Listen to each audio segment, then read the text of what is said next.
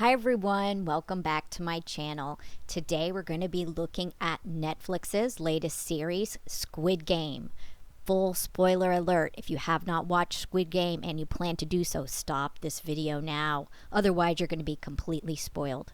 This video will be exploring the symbology, the mysticism, and the possible meaning that's here in this series. I just want to preface this by saying that the following video is only my opinion on the Netflix series Squid Game. It's a Korean film and it's simply genius. It's made me hate it and love it in equal measure, so that has to be some kind of good art there. This video, the one I'm making right now, it's going to seek to explore the deeper layers of meaning and the symbology in the series. And like any good art, it's open to myriad interpretations, and mine is no better or correct than yours. So with that out of the way, let's talk about Squid Game. Good art has many meanings. Squid Game looks at both capitalism and theology, in my opinion. And you're not going to have As Told by Theolin without having some kind of rumination on theology, right? The first time watching this, I was struck by the feeling that this was like gods playing with humans, more than the blatant facile interpretation of consumerism or capitalism that it's criticizing, which of course it is criticizing both capitalism, consumerism, and the like. But I think, to me, the first layer of this series is you're playing a game. Just on its face, you're playing games. Then the second layer of this is the capitalism, the criticism of capitalism. And then, in my opinion, the third layer is regarding theology.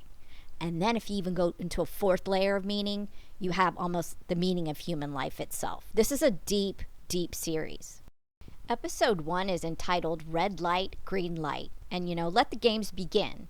The series is based on Korean children's games, and it captures a sense of lost innocence. It's set in Korea. The first scene of this series and one of the very last scenes are bookended. If you look back in rewatching this, it's of friends playing a game against each other, first as children and then as adults. The show seems to be playing out a Faustian bargain.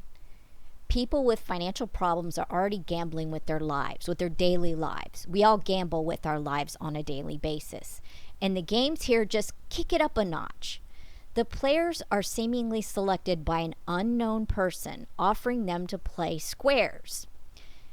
It's very Faustian in the approach, like a devil at a country crossroads. And the moral of that story always is, don't sell your soul. It's very simple.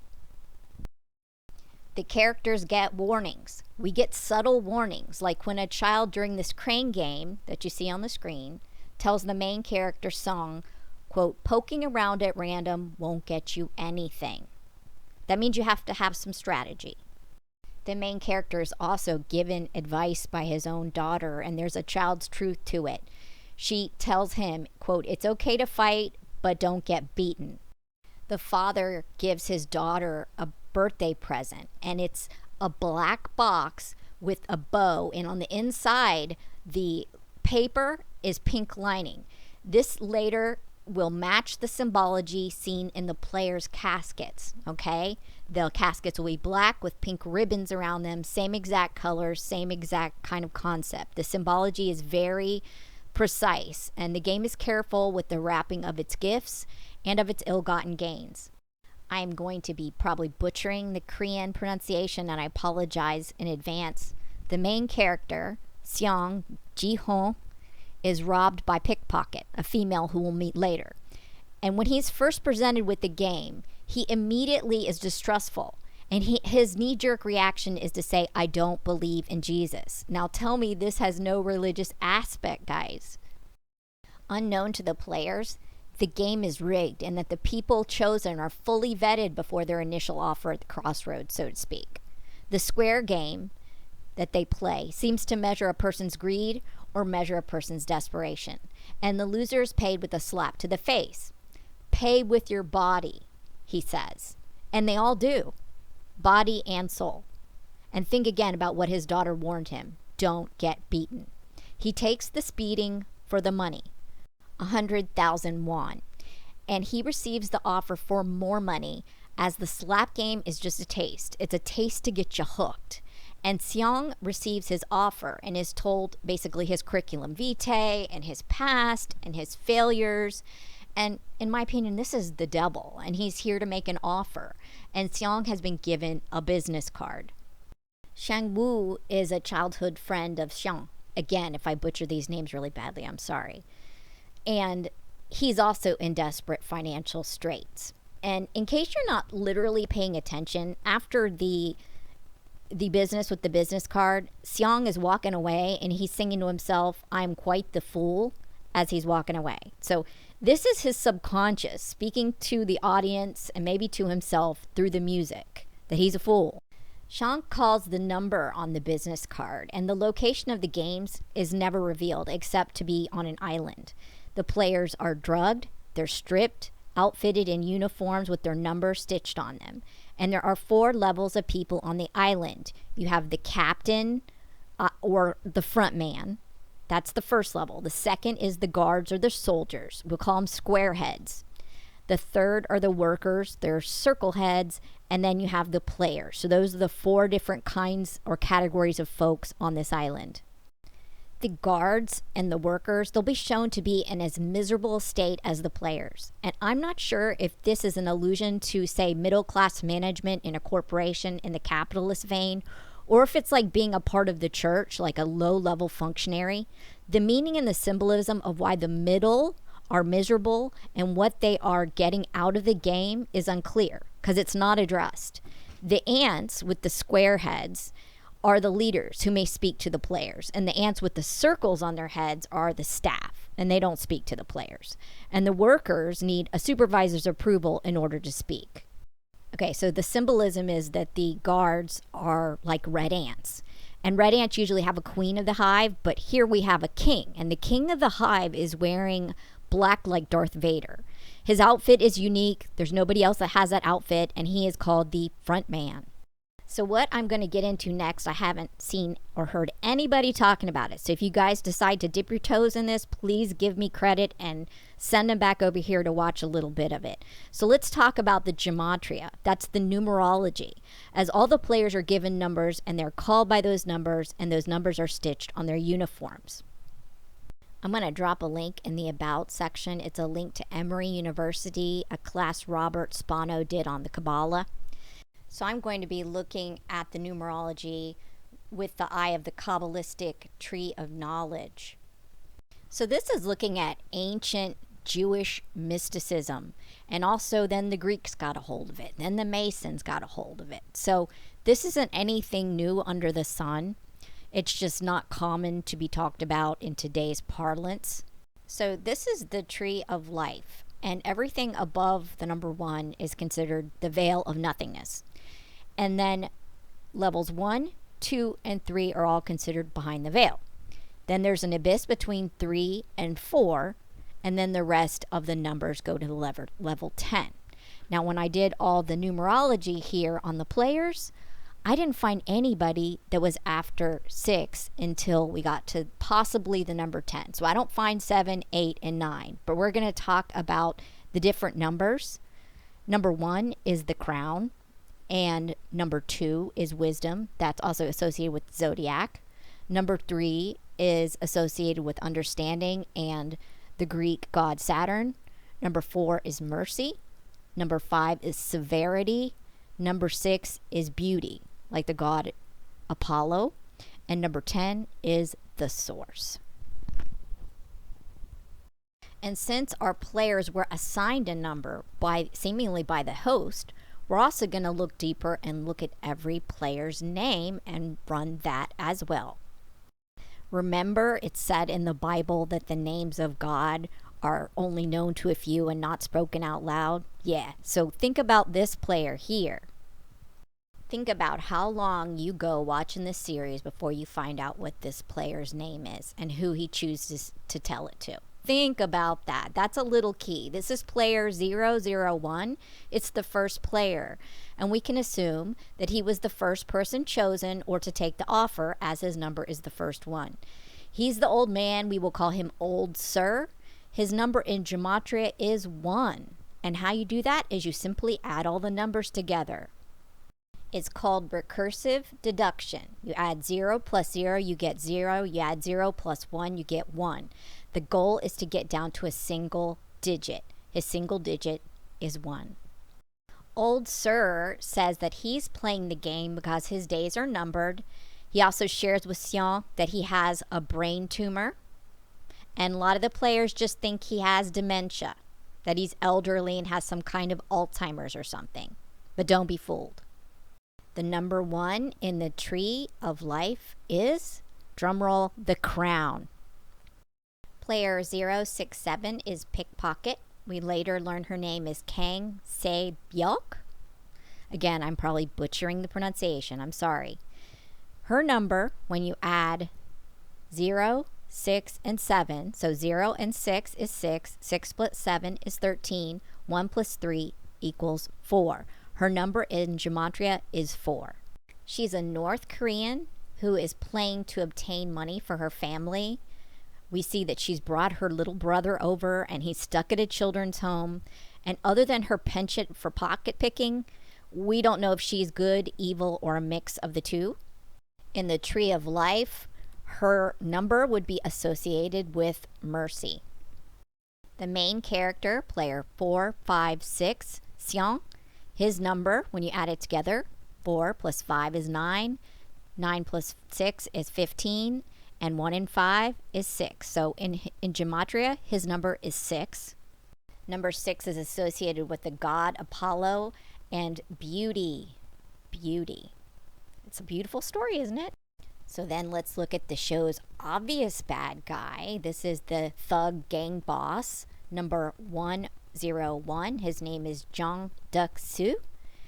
His number is, if you add 1 plus 0, you get 1, plus 1, you get 2. So his number in gematria is 2. He's here playing these games because he owes a Filipino thug group money because he played in a casino and lost a lot, and the gang is looking to get paid. He's got a bounty on his head. He can't go back out into the streets unless he's got money. Note that the number 2 in the tree of life is associated with wisdom. Strangely enough, yes. And I don't want to jerk you around, but there's some more adding to be done. There's some more players to look at, and we got to get back into the talking about the game. So let's start tying it all together. The participants have accepted their offer. They wake up, they're gathered up in a pod. At this point, some question the illegal activity of the game itself. The participants' crimes, they're exposed on screens for all to see. And if you want to think about the religious aspect, it's like what people have recalled a life review, like when they've died and come back to life, that they got a life review on their deathbed of all the things they did wrong and stuff like that. So these players are shown really quick snippets of all these things in their lives. You wonder how the hosts got a hold of this footage. But anyway, the players are reminded that they, quote, volunteered to participate according to their own free will. Ah, free will. This is a Faustian bargain again, and that they cannot complain. And let's nod to the people that think this is all only about capitalism and consumerism. I'll give you the nod here because the prize money is literally shown to the players floating over their heads in this humongous glass pig filled with the Korean won. It's this huge glass piggy bank that fills up as the games are won. In American dollars, the sum total will be around $38 million for the winning person. The front man is shown speaking on a landline to someone that we don't see. And he's telling them, quote, you can begin now. Is someone betting on these players' lives? There seems to be someone over the front man to whom he's reporting. And there is. You'll find that out later. The first game is red light, green light. The players are on a field, and they attempt to make it over the line at the other end of the field in the allotted time. This is crazy. This is the creepy doll here. When the creepy doll speaks, green light, they can run. And when it says red light, they're to freeze in place. And this creepy doll has motion detectors in its eyes, and guns come out from turrets, and they mow down any people who so much as twitch after red light. After the first round of gunfire and destruction, the participants are completely shaken. Those that are still around to shake. So 3 things can get them killed. 1, not following the rules. 2, the inability to control their abject terror. Or 3, just picking the wrong person to try to help in the moment because they can drag you down like a drowning swimmer. This game with the creepy doll is the singular scene that sets the gravity of the entire series. This game is of life and death, and make no mistake about it. The frontman is then shown right after this, drinking bourbon and watching the games unfold up on a screen at a distance, up on high like a god. He's removed, he's unflinching with light jazz music in the background. It's playing Fly Me to the Moon. And the juxtaposition between the doll scene and that scene is absolutely macabre. It's one of the most stunning scenes of horror on film. I come at me, okay, if you don't think so. It is terrifying. After the doll scene, coupled with this scene, it's completely unsettling. In the red light, green light game, the main character is saved by the hero. The hero here is Ali Abdul. His number is player 199. And if you add up the numerology according to the recursive deduction, that would be 1 plus 9 is 10, 10 plus 9 is 19, and then you add 1 and 9 again, you get 10, you get 1 and 0, you get 1. So either his number is 1 or it's 10. It is by far the most complex addition. The tree of life associates the number 1 with the crown, as we mentioned before. Number 10 is associated with the source. The source. After being completely shaken up by red light, green light, and the dead players are placed in boxes like those given to the players at the offer, so the symbolism is all there. The players now know that death is on the table. It is the risk of playing Squid Game. If this series is about capitalism, it's blatant as the money that is hovering over their heads in the big glass pig. Their dreams, their greed, their hope, it all hangs over their heads. And the winner will be getting 4.6 billion won. Okay, that's 36 million American dollars. So honestly, that symbolism is just too easy. There's more to the series than just that. And many players begin begging to the ants, spare my life. They regret playing the game. And they are told that this is, quote, an opportunity and that this is just a game. But if you break the rules, this could happen. But there's some clauses here. Number 1, a player cannot voluntarily quit. But the third clause is that the majority may vote to quit. The games may be terminated by a majority vote. And the old best friend Song-woo seems very legalistic in the way he plays the game by bringing out that get out of jail free clause that if they all have a majority vote to quit, then they can do so. Up until the end, there's a tie. And that tie is broken by Old Sir. And many of the players believe that Old Sir has a brain tumor or is suffering from dementia, but he isn't. Seemingly, Old Sir wants agency. He wants a fair game. And he votes to stop. They vote to stop playing the game. One player does shout out, quote, it's hell out there anyway, because he was crying out in despair at stopping the madness. Some people wanted it to continue. The remaining players are all dropped back in their clothes in random places around Seoul, South Korea. Seong goes to the police to try and report the game and to warn the people and the police regarding the Faustian bargains that are being offered. But the police laugh and they mock him because his story does appear to be ridiculous. One policeman coming into the station overhears the conversation in all its craziness, and it sparks his interest as he's missing his own brother who gave him a kidney. The cop that's looking for his brother is like the viewer, looking for a reason behind this movie, sneaking into the place to solve the mystery. The missing brother's room is inspected by the cop, Wee Ha-jun, and he sees a book laying on the table called Theory of Desire. All right, so that's another symbol. That's another clue. There's also a black box there with the ribbon and the symbolic business card. and he saw the business card at the station. Okay, so he's putting two and two together, and the brother had been recruited, and now the cop is on the trail. The main character, Sean, is not a hero, and that perhaps makes him more relatable. The hero of the piece, Ali Abdul, hasn't been paid for 6 months of his work on the job and ends up losing fingers in an accident. The hero is only here so that he can get money for his family, and he's not got an evil or a calculating bone in his entire body. So you wonder about the fairness of why someone like Ali Abdul was playing the game, and we understand why someone like Sean would be playing the game. Out back in the world, nothing changes for our players who have left the game. The same crappy existence with the same struggles face them daily. So what happens? 97% of them accept a renewed offer to go back and play the game, but now with open eyes as to what the true dangers are and what the reward is. Episode 2 is entitled The Man with the Umbrella. And what is an umbrella as a symbol? It's an instrument that humans use in order to travel in the rain in order not to get wet. And the viewers who've been paying attention know that the main character here wants custody of his daughter, and he also has a diabetic mother who he has taken advantage of financially. The symbolism of the umbrella comes in really strong in the scene where he goes to see his daughter, and he is met with resistance by the stepfather, and a black umbrella is propped against the door. They also go outside and are using umbrellas. So it's a prelude to the game and the shape he will select.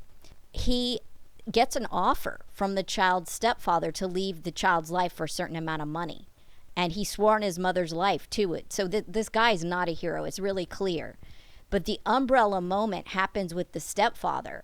And our main character yells back, "Do you think that money solves everything?" when he denies the offer. But actually he does. He does think that money will solve everything because he turns around and goes back to the dang Squid Games. Many players decide to team up to form groups for strength. Humans do this. It's in our nature to form bonds, family bonds, bonds of friendship, bonds of love, religious bonds, racial bonds. And here they decide to group up due to their perceived strength or quality of character. As if it makes any difference in this game, you'll find out. We are told that children's games have simple rules. And that's true. The second game is the Honeycomb Game. Again, it's set in a playground. The players choose one of 4 shapes: circle, triangle, star, and umbrella. And the task they will find out is to carve out the shape that they've chosen from the circular honeycomb crispy cake using a needle without breaking the inner shape, all within 10 minutes. And of course, the umbrella is the hardest shape. The whole entire time, the players are trying to anticipate the next game in order to gain the system. And I just want to note, there's symbology on the walls of the main hall or the main quad, the entire show. But there's always stuff, bunks, whatever, in the way blocking it, both physically and mentally. It's just too busy for the players to see and to sit and ruminate on what's going on, what's around them. So they miss the forest for the trees, so to speak. They miss the obvious clues. Sang-woo seems to figure out the child's game, but he does not let on to his old friend Sean. Sean, as we noted, chooses the umbrella, and he says that his mother used to scold him for losing his, but he doesn't talk about the umbrella scene with his daughter.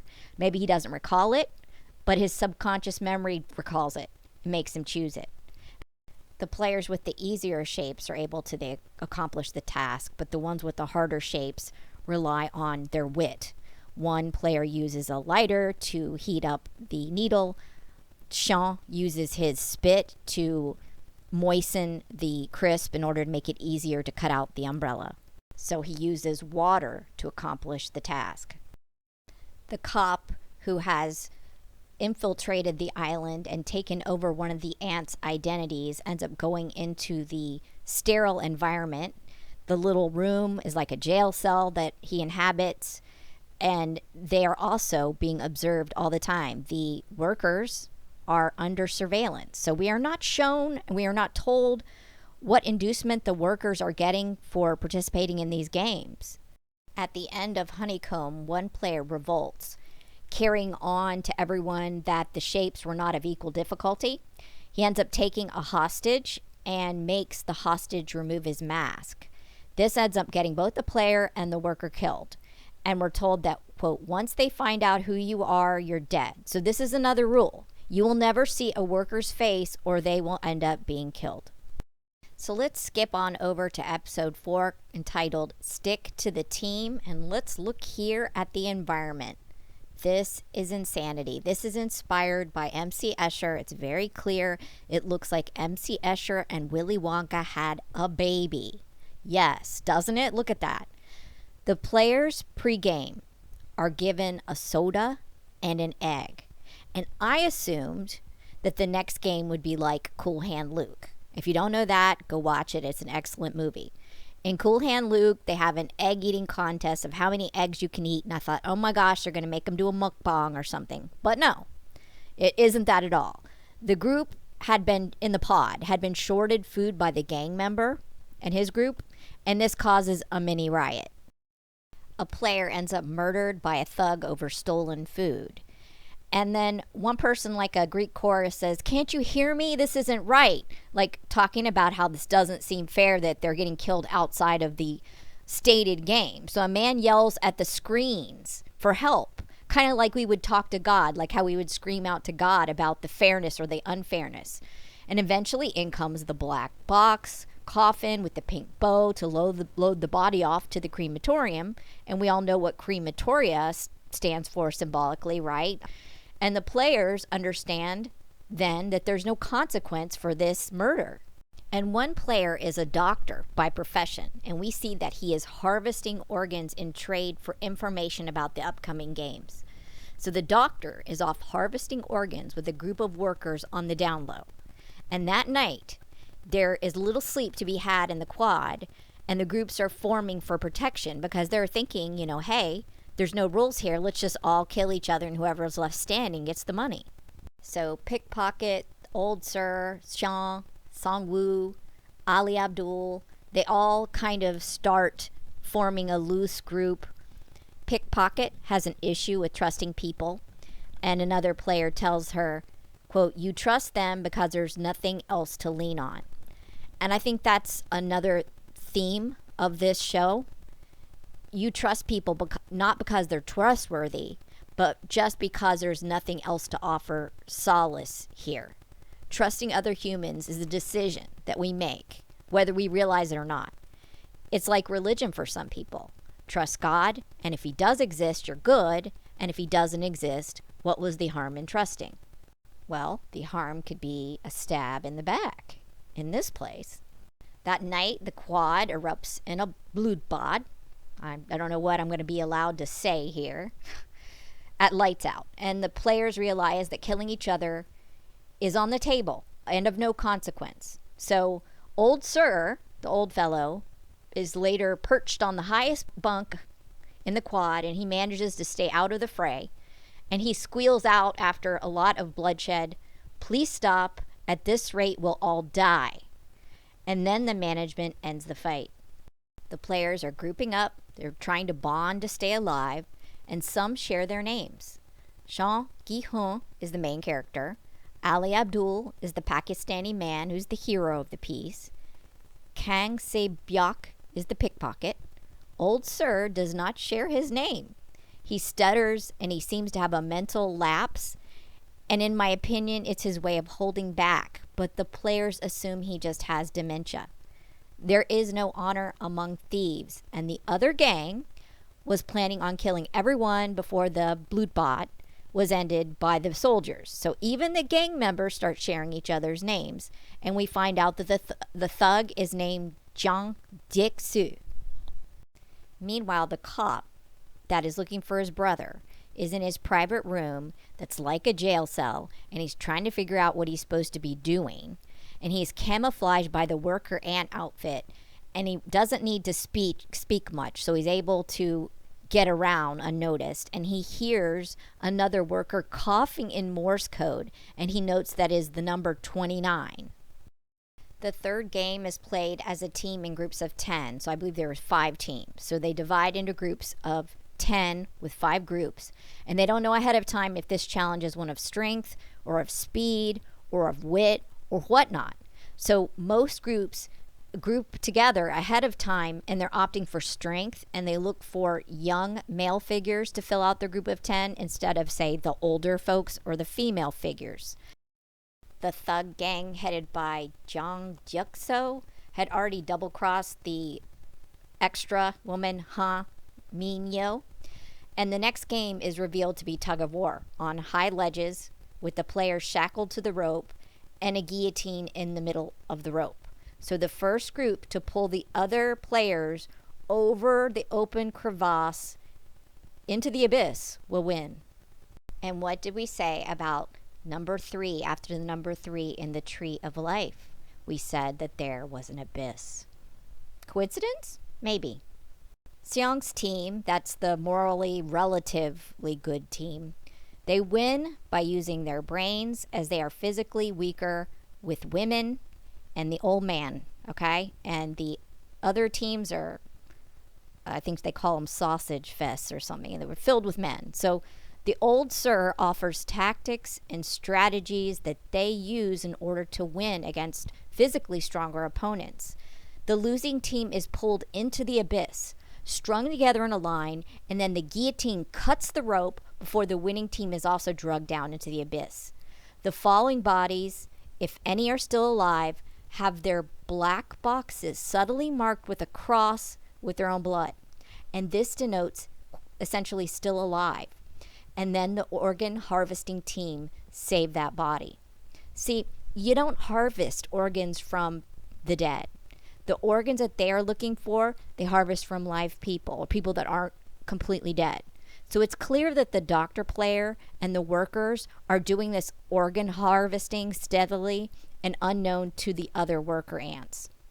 Let's talk about episode 5. It's called A Fair World. I think these episodes are very straightforward in their titling. I think that it tells you what you need to know. A fair world is what this game seeks to offer. The player here, Ji Yeon, mocks another player who is praying to God, and she tells him that he should be thanking the group, not God, because the group and its tactics saved him.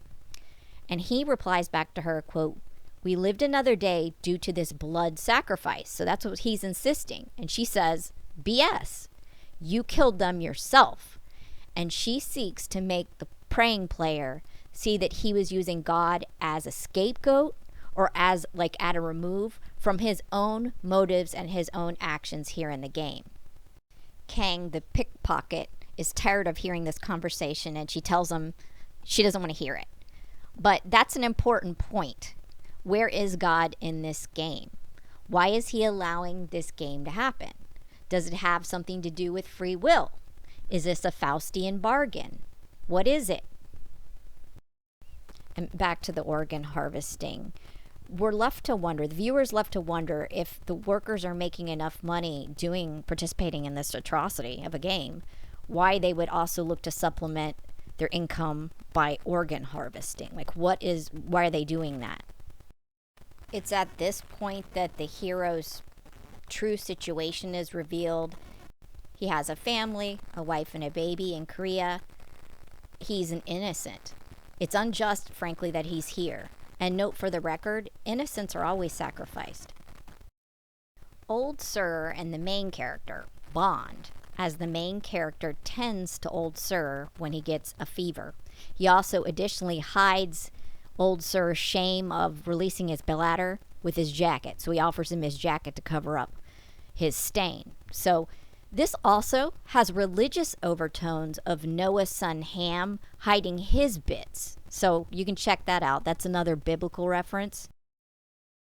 Then we find out that the doctor player is harvesting organs in exchange for information regarding the upcoming game. But they start to hold out on him. So what he does is he takes a worker hostage. He ends up killing a guard, and he tries to escape. And the cop happens to be in the room for this exchange because he's supposed to be taking the organs away onto a ship. And he hears about these VIPs, and he's asking questions. And he finds out that it's a huge problem if a player goes missing, but it's not a huge problem if a soldier goes missing. So we're told essentially that the worker soldiers' lives are apparently not worth very much. The cop then tries to determine if a previous body that they were talking about only had one kidney was his brother. He's trying to find his brother.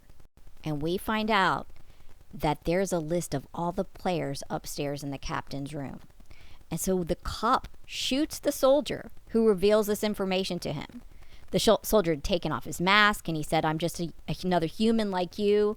And he tried to plead for his life, and the cop shot him. So there's some moral relativism going on here. We are told that the crucial element of the Squid Game is the element of equality. Quote, "We offer a fight on equal footing." The cop finds years and years of records starting in 1988. The words Squid Archives are in English on the spines of the records, but the records are in Korean. This is the second hint that there is something English or American about the Squid Games. Why is it written in English on the spine?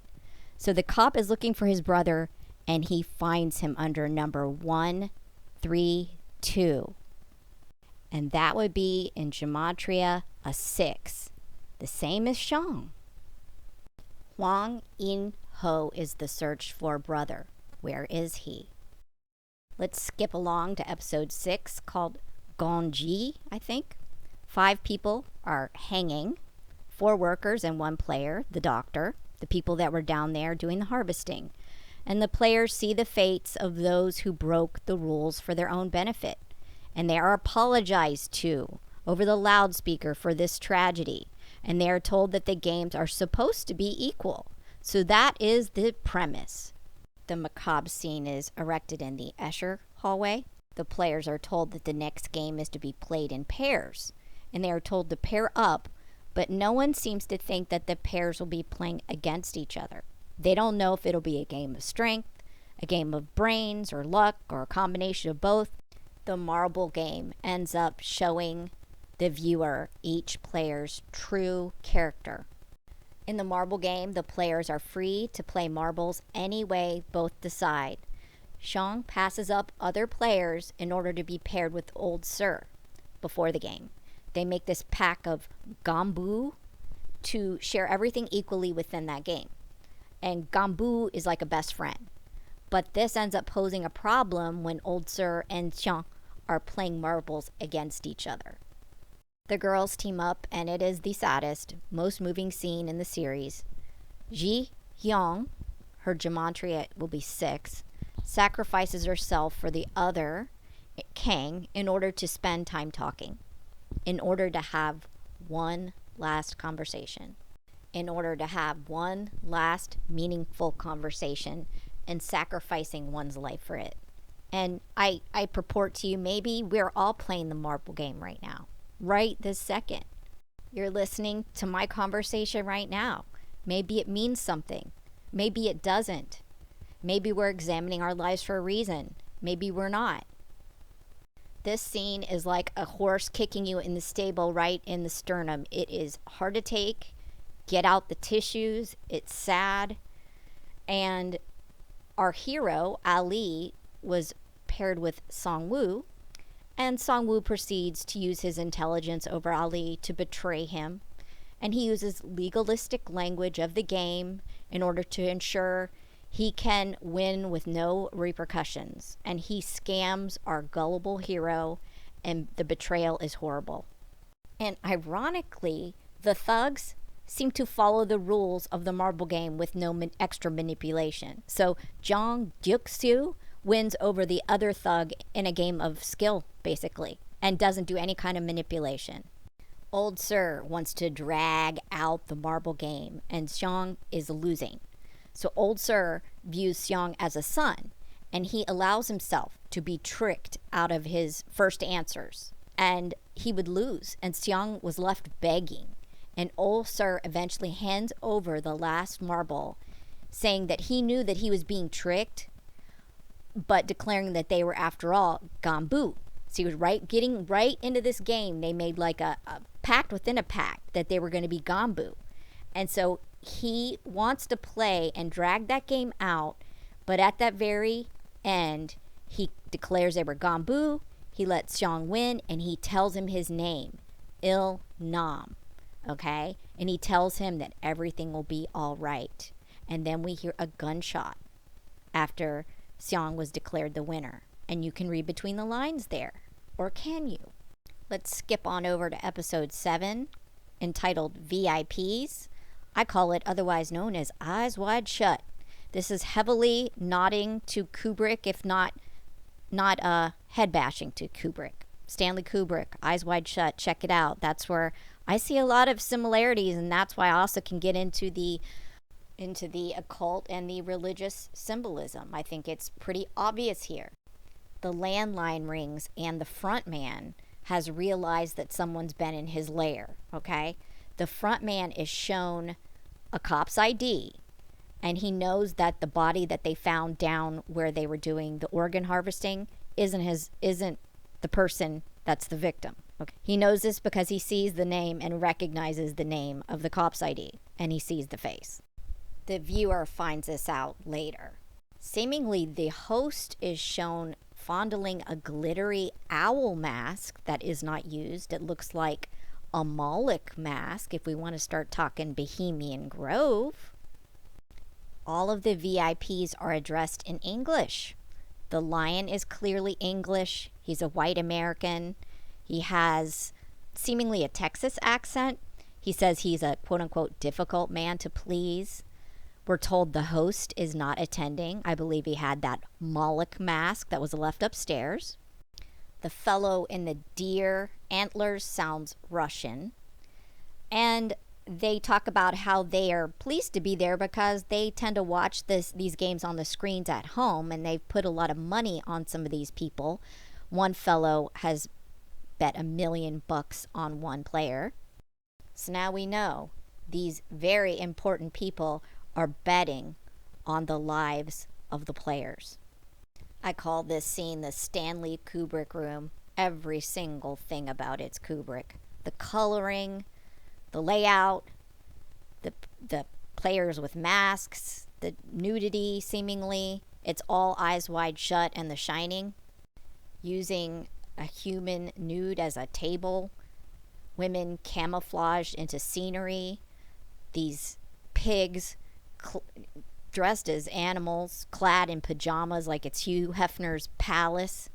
And they're gleeful to be there. They're drunkenly sitting around smoking and placing their bets like they're at some kind of derby. And they get a front row seat for the 5th game. This also harkens to the novel The Most Dangerous Game. So this cast of very important people have a front row seat for the next game. And our players are in front of a bunch of mannequins that have vests on them numbered 1 to 16. And the players are tasked with choosing a number, but they don't know if they want to take the first numbers or the last numbers or stick to the middle. And we get to see how the VIPs can manipulate the game a little bit, even though we're told that everything was equal, huh? The players are then told that the number is the sequence they'll be playing the game, which changes their decision quite dramatically. Most of the time, one wouldn't want to be the first person playing an unknown game, and especially on the next game, which is crossing a glass bridge. This is perhaps the most terrifying game thus far, because the players have to hop onto the next glass pane, and they do not know whether that pane is tempered glass or not, which means they could plunge right to their death. Meanwhile, the VIPs are up in their lounge with their ringside seat, laughing it up about how the players are choosing their numbers. And if you want to take a religious stance on this, you could see how you could get really angry with God or a god. Gods. You could get very angry with the fact we're put here on this earth to play these games, that we have rules and we try to have moral relativity in order to get through the game and stay alive and do the best we can, but you're up there ho-hoing it up and laughing and placing bets on us?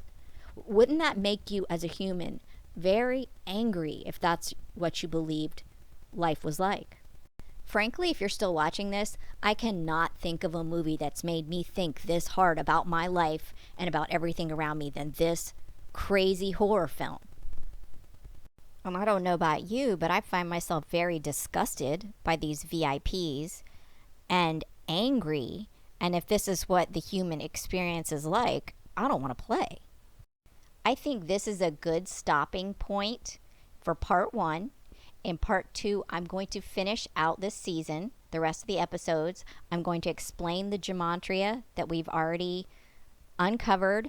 I'm also going to look at the players' names and see what we could find out, and also go over the symbolism that we're seeing here, especially regarding the VIBs and the ending sequences. So in order to figure everything out and have it tied together, you're going to have to watch part 2.